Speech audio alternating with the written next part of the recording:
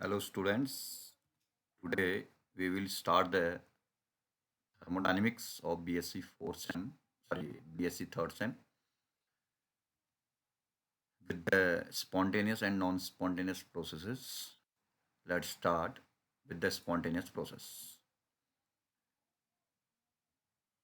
All those processes which having the tendency to occur by their own accordance or which having the tendency to occur by their own accordance after the small proper initiation are called as spontaneous processes.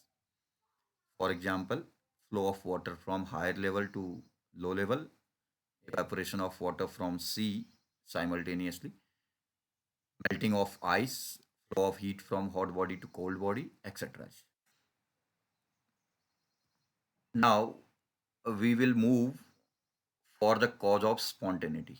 Means if any process is spontaneous, then which factor will be responsible for its spontaneity? Then the spontaneity of the processes may be due to two different reasons, two different causes.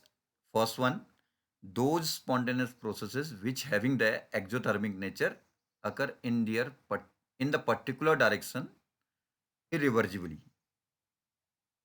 due to the purpose of converting into low energy state or more stable state. And other one is that those spontaneous processes which having the endothermic nature being spontaneous due to the purpose of increasing their randomness or freedomness.